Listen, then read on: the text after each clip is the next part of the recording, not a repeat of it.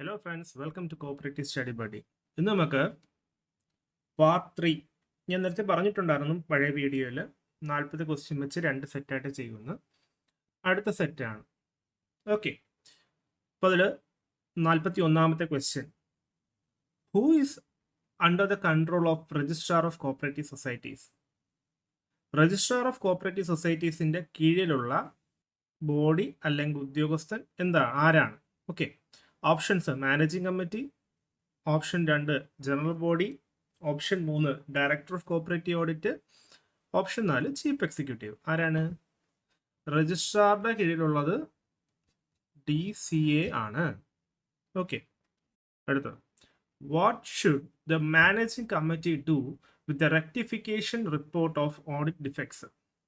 Managing committee audit റിപ്പോർട്ടിൽ ഉണ്ടായിരുന്ന rectification report, അതായത് തിരുത്തലുകളുടെ, ഓക്കെ, ആ റെക്ടിഫിക്കേഷൻ റിപ്പോർട്ട് എന്താ ചെയ്യേണ്ടത്? അതിൻ്റെ ഓപ്ഷനിൽ answer place dum before the general body. General ബോഡിക്ക് മുമ്പേ റെക്ടിഫിക്കേഷൻ റിപ്പോർട്ട്, അതായത് ഓഡിറ്റിൽ വന്ന തിരുത്തലുകൾ വരുത്തിയ റിപ്പോർട്ട് ആർക്ക് മുമ്പിൽ പ്ലേസ് ചെയ്യണം? ജനറൽ ബോഡിക്ക് മുമ്പാകെ പ്രസന്റ് ചെയ്യണം. അടുത്തത്, who can issue notifications to carry out the purposes of audit section? അതായത് ആർക്കാണ് ഓഡിറ്റ് സെക്ഷനിലുള്ള നോട്ടിഫിക്കേഷൻ്റെ കാര്യങ്ങളൊക്കെ തീരുമാനമെടുക്കുക? അതായത് who can issue notifications to carry out the purpose of the audit section. ഓഡിറ്റിൻ്റെ കാര്യത്തിൽ നോട്ടിഫിക്കേഷൻ ആരാ കൊടുക്കുക? ഒബ്വിയസ്ലി ഇത് ഗവൺമെൻറ് ആയിരിക്കും. ഞാനൊരു 10 MCQ ഇടുന്നുണ്ട്, അതിൻ്റെ ലിങ്ക് ഇതിൽ താഴെ കൊടുത്തേക്കും, നിങ്ങൾ ചെയ്ത് നോക്കുക. ഈ 40 ക്വസ്റ്റ്യൻ്റെ ബേസ്ഡ് ആയിരിക്കും അത്. Okay, what does the audit include besides examination of overdue debts and verification of cash balance? അതായത് ഓവർഡ്യൂ ഡെബ്റ്റ്സിനെ കുറിച്ചും അല്ലെങ്കിൽ വെരിഫിക്കേഷൻ ഓഫ് ക്യാഷ് ബാലൻസ് അല്ലാതെ വേറെ എന്താ ചെയ്യുക audit? Valuation of assets and liabilities.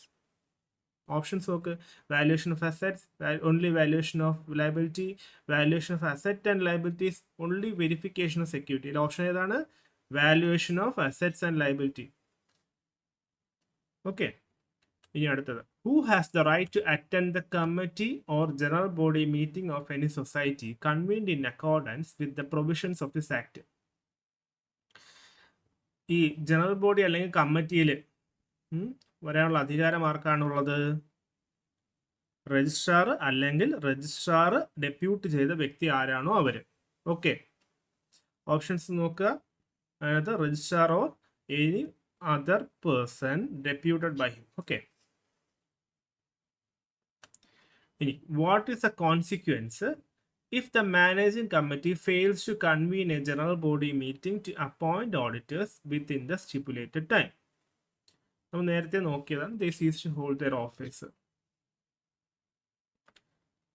Who can summon a meeting of committee of the society at any time? ഏത് സമയത്ത് വേണമെങ്കിലും ഒരു മീറ്റിംഗ്, സൊസൈറ്റിയുടെ മീറ്റിംഗ് ഒരു സൊസൈറ്റിയുടെ മീറ്റിംഗ് സമൺ ചെയ്യാനുള്ള അധികാരം ആർക്കായിരിക്കും? രജിസ്ട്രാർ അല്ലെങ്കിൽ രജിസ്ട്രാർ ഓതറൈസ് ചെയ്ത വ്യക്തിക്ക്. What happens if a person fails to produce books, accounts, documents or other records when summoned by the auditor? Auditor പറയുമ്പോൾ ബുക്ക്, അക്കൗണ്ടുകൾ, ഡോക്യുമെന്റുകൾ അല്ലെങ്കിൽ അത് റെക്കോർഡ്സ് പറയുമ്പോൾ കൊടുക്കാനുള്ള വ്യക്തി ഫെയിൽ ആയി കഴിഞ്ഞാൽ അത് എന്ത് ചെയ്യും? They are subject to legal action as per the act. നിയമ നടപടികൾ എടുക്കും. Okay, who should furnish information regarding the transactions and working of the society if required by the auditor? അതായത് ട്രാൻസാക്ഷനും വർക്കിംഗ്, ഓക്കെ, അതിൻ്റെ ഇൻഫർമേഷൻ അത് auditor ചോദിച്ചു കഴിഞ്ഞാൽ എന്ത് ചെയ്യണം? കൊടുക്കണം. അത് current and past officers, employees and members അവരായിരിക്കും ഇൻഫർമേഷൻ കൊടുക്കേണ്ടത് കേട്ടോ. ഓഡിറ്റർ ആവശ്യപ്പെടുമ്പോൾ ഇവിടുത്തെ ട്രാൻസാക്ഷനും വർക്കിങ്ങിനെ കുറിച്ചുള്ള ഇൻഫർമേഷൻ കൊടുക്കേണ്ടത് ആരാണ്? കറണ്ട് നിലവിലുള്ളതും ഇപ്പോൾ ഇവിടുന്ന് റിട്ടയർ ആയോ അല്ലെങ്കിൽ പാസ്റ്റ് ഇവിടുന്ന് ട്രാൻസ്ഫർ ആയപ്പോൾ എന്താണെന്ന് വെച്ചാൽ ഇവിടുത്തെ ഓഫീസേഴ്സ്, എംപ്ലോയീസ്, മെമ്പേഴ്സ് അവരൊക്കെ ആയിരിക്കും അതിന് ഉത്തരവാദിത്തമുള്ളത്. What should the director of cooperative audit do if the audit reveals defects in a society affiliated to another society? Auditor പരിശോധിക്കുമ്പോൾ ഡിഫക്ട്സ് ഉണ്ട്. അത് ഒരു സൊസൈറ്റി വേറൊരു സൊസൈറ്റിയിൽ അഫിലിയേറ്റ് ചെയ്തതാണെങ്കിൽ എന്താ ഓഡിറ്റർ ചെയ്യേണ്ടതെന്ന് വെച്ചാൽ inform both the society and the affiliate society. ഈ അഫിലിയേറ്റ് സൊസൈറ്റിയിലെല്ലാം ഇതിൻ്റെ ഇൻഫർമേഷൻ കൊടുക്കണം. അതായത് society affiliated to another society, ഒരു സൊസൈറ്റി വേറൊരു സൊസൈറ്റി അഫിലിയേറ്റ് ചെയ്ത കാര്യമാണ് ഈ പറയുന്നത് കേട്ടോ. അങ്ങനെയാണെങ്കിൽ 2 സൊസൈറ്റികളിലും ഇൻഫോം ചെയ്യണം.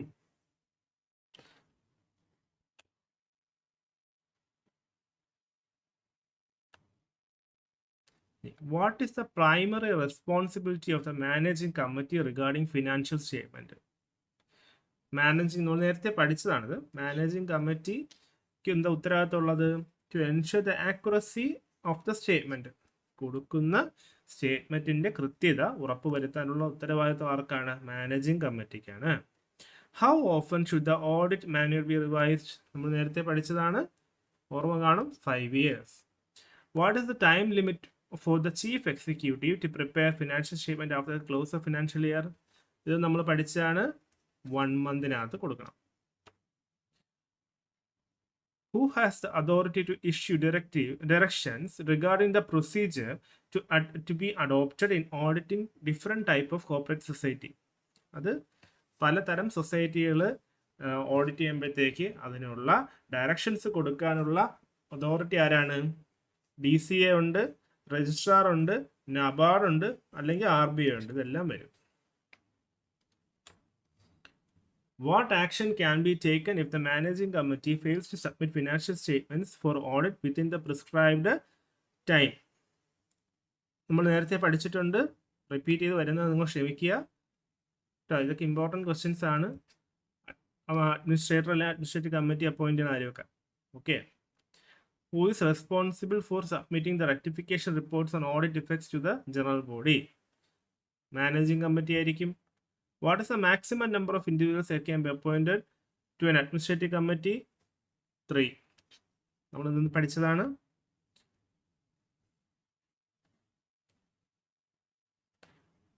Who approves a panel of auditors from which a society can appoint its auditors?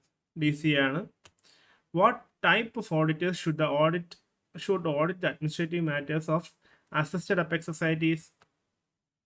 അത് നമ്മൾ പഠിച്ചിട്ടുണ്ട്. Departmental auditors from the approved panel. What is the time limit of director of cooperative auditor to issue an audit certificate after receiving the audit report? 3 മാസത്തിനകത്ത് കേട്ടോ. Who has a power to exempt a society from enrolling in the deposit guarantee scheme? Deposit guarantee സ്കീമിൽ നിന്ന് enrol ചെയ്യുന്നതിന് except ചെയ്യാനുള്ള അധികാരം ആർക്കാണുള്ളത്? രജിസ്ട്രാർക്കാണുള്ളത്. Okay.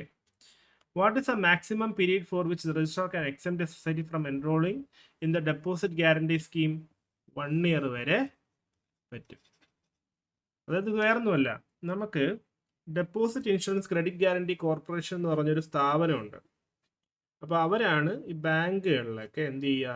Insurance provide ചെയ്യുക. അതായത് നമ്മളെ കസ്റ്റമേഴ്സിൻ്റെ ഡെപ്പോസിറ്റുകൾ ഇൻഷുറൻസ് പ്രൊവൈഡ് ചെയ്യുന്നവരാണ്. അപ്പം അതിൻ്റെ കാര്യം പറഞ്ഞു.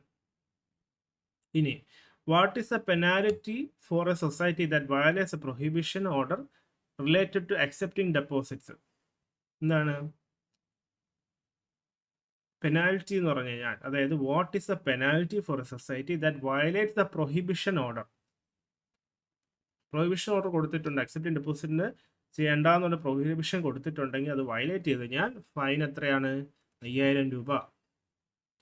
Under which act can the registrar recover the penalty if a society fails to pay it within 2 weeks? Kerala revenue recovery act 1968 പ്രകാരമാണ് അത് റിക്കവർ ചെയ്തെടുക്കുക. What is a daily penalty for continuing violation of the prohibition order on accepting deposits? അപ്പോൾ daily penalty എത്ര വരും? 1000 വരും. Within what time frame should societies covered under the Cooperative Risk Fund scheme contributed to scheme after the commencement of Kerala Cooperative Societies Amendment Act 2013? Okay. Cooperative Risk Fund scheme. അതായത് നമ്മൾ cooperative risk fund എന്ന് പറഞ്ഞു കഴിഞ്ഞാൽ നമ്മളിപ്പോൾ സൊസൈറ്റിയിൽ loan എടുക്കുമ്പോഴത്തേക്ക് ആ വ്യക്തി മരണപ്പെട്ട് കഴിഞ്ഞാൽ ആ മരണപ്പെട്ട വ്യക്തിയുടെ ലോണ് കറക്റ്റ് ആണെന്നുണ്ടെങ്കിൽ അടയ്ക്കുന്ന 6 മാസം വരെയുള്ള ലോണ് അടവ് കറക്റ്റാണ് എന്നൊക്കെ ഉണ്ടെങ്കിൽ NPA ഒന്നും ആയിട്ടില്ല എന്നുള്ള കേസുകളിലൊക്കെ ആണെങ്കിൽ ഇപ്പോൾ ഉദാഹരണം പറഞ്ഞാൽ ഇപ്പോൾ അർബൻ ബാങ്കുകൾ അങ്ങനെയുള്ള ഇതിലൊക്കെ ആണെങ്കിൽ എന്ത് ചെയ്യുന്നു വെച്ച് കഴിഞ്ഞാൽ റിസ്ക് ഫണ്ട് കിട്ടും. റിസ്ക് ഫണ്ട് കേരള ഗവൺമെൻറ്റിൽ നിന്ന് കൊടുക്കും, ധനസഹായമായിട്ട് ആ വ്യക്തികളുടെ ഫാമിലിക്ക് കിട്ടുന്നതാണ്. അപ്പോൾ ഇതിൻ്റെ ആൻസർ 3 മാസമാണ് കേട്ടോ.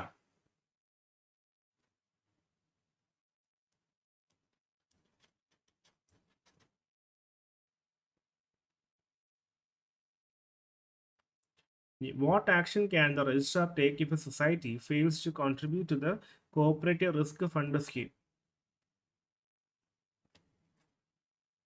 അതിൻ്റെ ആൻസർ ഉണ്ടോ? Issue a prohibition order restraining the society from providing loans. Loan provide ചെയ്യാൻ വേണ്ടി സൊസൈറ്റിക്ക് പറ്റില്ല. അതായത് എല്ലാ ലോണുകളും എന്ത് ചെയ്യണം? റിസ്ക് ഫണ്ടിൻ്റെ കോപ്പറേറ്റ് റിസ്ക് ഫണ്ടിൻ്റെ സ്കീമിലേക്ക് ഉൾപ്പെടുത്തണം. അതായത് നോർമലി നമ്മൾ ബാങ്കിൽ ചെയ്യണമെന്ന് വെച്ച് കഴിഞ്ഞാൽ ഒരു ലോൺ ഇഷ്യൂ ചെയ്യുമ്പോഴത്തേക്ക് ആ ലോണിൽ ഒരു ചെറിയ എമൗണ്ട് എന്ത് ചെയ്യും? റിസ്ക് ഫണ്ട് എന്ന് പറഞ്ഞിട്ട് മാറ്റും. അത് റിസ്ക് ഫണ്ട് ഒരു പല സ്ലാബുകളുണ്ട്. അപ്പോൾ മാക്സിമം എമൗണ്ട് എന്ന് 2000 രൂപയും GST ആണ് അതിന് വരിക. നിങ്ങൾക്ക് അറിവിലേക്ക് പറഞ്ഞതേ ഉള്ളൂ. ആ പൈസ നമ്മൾ മാക്സിമം അത്രയും വരെ എടുക്കുക. അത് പിടിച്ചിട്ട് എന്ത് ചെയ്യും? നമ്മൾ റിസ്ക് ഫണ്ടിലേക്ക് അടയ്ക്കും. റിസ്ക് ഫണ്ടിലേക്ക് അടയ്ക്കുമ്പോൾ അവർക്ക് എന്ത് ചെയ്യും? ഇൻഷുറൻസ് പ്രൊവൈഡ് ചെയ്യും. അത് ലോൺ എടുക്കുന്ന സമയത്ത് തന്നെ ചെയ്യണം കേട്ടോ. അങ്ങനെയാണ് എൻ്റെ ഒരു രീതി. ഇനി what is the purpose of the consortium lending scheme? എന്താണ് കൺസോർഷ്യം ലെൻഡിങ്? നിങ്ങൾ കേട്ടിട്ടുണ്ടാവും ബാങ്കിങ്ങിൽ. എന്താണ്? ഒന്നിലധികം ബാങ്കുകൾ, നോർമലി ബാങ്കിൻ്റെ കേസ് പറയുകയാണെങ്കിൽ ഒന്നിലധികം ബാങ്കുകൾ ചേർന്നിട്ട് എന്ത് ചെയ്യും? വലിയ ലോണ് പ്രൊവൈഡ് ചെയ്യും. വലിയ ആവശ്യങ്ങൾക്കുള്ള ലോൺ. ഓരോ ബാങ്കിനും മാക്സിമം ലെൻഡിങ് പവർ ഉണ്ടാവും. മാക്സിമം ഒരു വ്യക്തിക്ക് അല്ലെങ്കിൽ സ്ഥാപനത്തിന് കൊടുക്കാൻ പറ്റുന്ന ഒരു എമൗണ്ട് ഉണ്ടാവും. അപ്പോൾ അതിനേക്കാളും കൂടുതൽ ലോൺ വേണമെങ്കിൽ എന്ത് ചെയ്യണം? കൺസോർഷ്യം ലെൻഡിങ് സ്കീം ഉപകാരപ്പെടും കേട്ടോ. അതിൻ്റെ ആൻസർ നോക്ക്. To provide loans for infrastructure development. Infrastructure ഡെവലപ്മെൻറ്റിന് വേണ്ടിയിട്ടാണ് ഉപയോഗിക്കുക. Who can contribute to the consortium lending scheme? Okay, any society. Consortium ലെൻഡിങ്ങിന് ആർക്കൊക്കെ കോൺട്രിബ്യൂട്ട് ചെയ്യാൻ പറ്റും? ഏത് സൊസൈറ്റിക്കും പറ്റും. What is the purpose of cooperative risk fund? നോക്കൂ, ഓപ്ഷനിൽ to meet loan liabilities of deceased member. ഞാൻ പറഞ്ഞല്ലേ, മരണപ്പെട്ട വ്യക്തിയുടെ ഫാമിലിക്ക് എന്ത് ചെയ്യും? ഈ ഫണ്ട് കിട്ടും. അപ്പോൾ അത് അങ്ങനെ കിട്ടുമ്പോഴത്തേക്ക് എന്ത് ചെയ്യും? അവരെ കുറേ ബാധ്യത തീരും. മുഴുവൻ തീരാനുള്ള ഫണ്ട് കണ്ടത്. വലിയ ലോൺ ആണെങ്കിലും മാക്സിമം ലിമിറ്റ് വരെ നമുക്ക് കൊടുക്കാൻ പറ്റുള്ളൂ കേട്ടോ. ലിമിറ്റ് ഇടയ്ക്കിടയ്ക്ക് ഗവൺമെൻറ് ഇങ്ങനെ മാറ്റിക്കൊണ്ടിരിക്കും. പണ്ടത്തെ ലിമിറ്റ് അല്ല, ഇപ്പോൾ മാറുന്നുണ്ട്. What is the first charge of A society on members asset?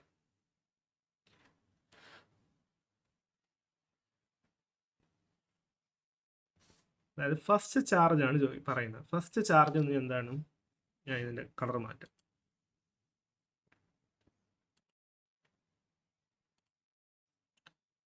First charge എന്ന് പറഞ്ഞാൽ എന്താണ്? അവരുടെ വീട്ടിലാണോ, അല്ലെങ്കിൽ അവരുടെ സേവിങ്സ് അക്കൗണ്ട് ആണോ, അല്ലെങ്കിൽ crops or agriculture produce for which the loan സ്റ്റേക്കണാണോ, അല്ലെങ്കിൽ സാലറി ആണോ? ഫസ്റ്റ് ചാർജ് എന്ന് പറഞ്ഞാൽ ആദ്യത്തെ അവർക്ക് എടുക്കാം. അവർ ആദ്യം, അതായത് ഫസ്റ്റ് ചാർജ് എന്ന് പറഞ്ഞാൽ സൊസൈറ്റിക്കാണ് ആദ്യത്തെ ഒരു മെമ്പറിൻ്റെ അസറ്റിലെ അധികാരം എന്നുള്ള രീതിയിൽ പറയുന്നതാണ് കേട്ടോ ഫസ്റ്റ് ചാർജ് എന്ന് പറയുന്നത്. On crops or agriculture produce for which the loan was taken. ആ ലോൺ എടുക്കുന്നത് ഇപ്പോൾ ക്രോപ്പ് ലോൺ ആയിട്ടോ അങ്ങനെ എന്തെങ്കിലും ആണെങ്കിൽ ആ ഇതിൻ്റെല്ലോ ക്രോപ്പിൽ അല്ലെങ്കിൽ അഗ്രികൾച്ചറിൻ്റെ ഇതിനായിരിക്കും സൊസൈറ്റിക്ക് ഫസ്റ്റ് ചാർജ് വരിക. What permission is required to transfer property subject to a charge under section 35? എന്താണ് ട്രാൻസ്ഫർ ഓഫ് പ്രോപ്പർട്ടി? സെക്ഷൻ 35 പ്രകാരമുള്ള ചാർജിൻ്റെ പറയണത് റിട്ടേൺ പെർമിഷൻ ഫ്രം സൊസൈറ്റി വേണം. What happens to a transfer of property made in contravention of the provisions of section 35 subsection 2? It is void ആയിരിക്കും കേട്ടോ. ഇനി what type of charge does a member create when applying for a loan from a society where the majority of members are agriculturals? അതായത് ഒരു society loan അപേക്ഷിച്ചു അതിൽ members ആ സൊസൈറ്റിയിൽ members കൂടുതലും കർഷകരാണെങ്കിൽ എന്ത് തരം ചാർജ് ആയിരിക്കും എന്നുള്ളത് സ്റ്റാറ്റ്യൂട്ടറി ചാർജാണ് വരിക കേട്ടോ. സ്റ്റാറ്റ്യൂട്ടറി ചാർജ് വരും. Who can vary or cancel a declaration made for creating a charge on land? മാറ്റം വരുത്താനോ അല്ലെങ്കിൽ ക്യാൻസൽ ചെയ്യാനോ പറ്റുന്ന ഡിക്ലറേഷൻ. ഈ ചാർജ് ലാൻഡിന് ചാർജ് കൊടുത്തിട്ട് എങ്ങനെയാണ് പറ്റുക? സൊസൈറ്റിയുടെ പെർമിഷനോടുകൂടി മെമ്പർക്ക് മാറ്റം വരുത്താൻ പറ്റുന്നത് പറഞ്ഞു. അതായത് who can vary or cancel a declaration made for creating a charge on land. Okay. ഇനി what is an exemption to the restriction on alienation of land specified in a declaration? Alienation of standing crops with a written permission. To whom should a declaration of charge on land be sent for registration? അതായത് ഒരു ലാൻഡിൽ charge ചെയ്യണം, അതായത് loan എടുക്കുമ്പോഴത്തേക്കുള്ള charge കൊടുക്കണം. എന്ത് ചെയ്യുക? Sub registrar having jurisdiction over the land ആയിരിക്കും. ഈ questions ഒന്നും നിങ്ങൾക്ക് ചിലപ്പോൾ ചോദിക്കാനുള്ള ചാൻസ് കുറവാണ്. ഞാൻ KCS ആക്ട് പ്രകാരം ഞാൻ ചെയ്തതേ ഉള്ളൂ. അപ്പോൾ നമ്മുടെ ക്വസ്റ്റ്യൻ പേപ്പർ ഒന്നും പറയാൻ പറ്റില്ല, അവർ എവിടെ നിന്നൊക്കെ ചോദിക്കുമെന്ന് അറിയില്ല. ജസ്റ്റ് അറിഞ്ഞിരുന്നാൽ മതി. നമ്മൾ നോർമലി കണ്ടുവരുന്ന ക്വസ്റ്റ്യൻസ് അല്ല ഇത്. ഇനി what happens if a declaration of charge on land is not registered? അത് രജിസ്റ്റർ ചെയ്തതിൽ എന്ത് ചെയ്യും? നോർമലി നമ്മൾ ബാങ്കിൽ എന്താ വെച്ച് കഴിഞ്ഞാൽ ലോണ് ഇഷ്യൂ ചെയ്യുമ്പോഴത്തേക്ക് എന്ത് ചെയ്യും? നമ്മൾ നോർമലി പഠിച്ചിട്ടുണ്ട് ഗഹാന്, നമ്മൾ ഗഹാൻ കേട്ടിട്ടുണ്ടാവും. അപ്പോൾ ഗഹാനൊക്കെ നമ്മൾ ചെയ്യും. എന്ന് വെച്ചാൽ ലാൻഡിൽ എന്ത് ചെയ്യും? ഒരു ചാർജ് ക്രിയേറ്റ് ചെയ്യും. അത് അവർക്ക് വിൽക്കാനൊന്നും പറ്റില്ല. സൊസൈറ്റിയുടെ പേര് സൊസൈറ്റിക്കാണ് അതിനുള്ള അധികാരം കിട്ടുക എന്നുള്ളതാണ്. അത് രജിസ്റ്റർ ചെയ്തില്ലെങ്കിൽ എന്ത് സംഭവിക്കും? It is null and void ആയിരിക്കും കേട്ടോ. രജിസ്റ്റർ ചെയ്യണമെന്ന് പറയുന്നത്. What type of charge can be created in favour of certain societies through gahan? അങ്ങനെയാണ് ഗഹാൻ വഴി എന്ത് ടൈപ്പ് ചാർജാണ് ക്രിയേറ്റ് ചെയ്യാൻ പറ്റുക? ബോത്ത് മൂവബിൾ ആൻഡ് ഇമ്മൂവബിൾ പ്രോപ്പർട്ടിക്ക് പറ്റും. അതായത് മൂവബിൾ പ്രോപ്പർട്ടി എന്ന് പറഞ്ഞാൽ നമുക്കറിയാം, കാറ്, ബസ് അങ്ങനെയുള്ള സാധനങ്ങളൊക്കെ മൂവ് ചെയ്യാൻ ഒരു സ്ഥലത്ത് നിന്ന് മറ്റൊരു സ്ഥലത്തേക്ക് കൊണ്ടുപോകാൻ പറ്റും. ഇമ്മൂവബിൾ ഏതാണ്? ലാൻഡ് കാര്യങ്ങളൊക്കെ വരും കേട്ടോ. പിന്നെ which acts provision apply to creation of gahan? ഗഹാൻ ക്രിയേറ്റ് ചെയ്ത അവര് the Kerala state cooperative agriculture and rural development bank act 1984 ഗഹാന്റെ പ്രൊവിഷനിൽ വരുന്നതാണ് കേട്ടോ. അപ്പോൾ വീഡിയോ നിങ്ങൾക്ക് ഇഷ്ടപ്പെട്ടാൽ നിങ്ങൾ ലൈക്ക് ചെയ്യണം, സബ്സ്ക്രൈബ് ചെയ്യണം. എന്തെങ്കിലും കറക്ഷൻ ഞാൻ ചെയ്തതിൽ വന്നിട്ടുണ്ടെങ്കിൽ നിങ്ങളത് നോട്ട് ചെയ്ത് എനിക്ക് പറഞ്ഞു തരിക. പിന്നെ ലിങ്കിൽ ഞാൻ ക്വസ്റ്റ്യൻ ഇട്ടേക്കാം, നിങ്ങൾ ക്വസ്റ്റ്യൻ ചെയ്ത് നോക്കുക. ഓക്കെ, എല്ലാവരും പഠിച്ച് പെട്ടെന്ന് നല്ല ജോലി കയറാൻ നോക്കുക കേട്ടോ. Thank you.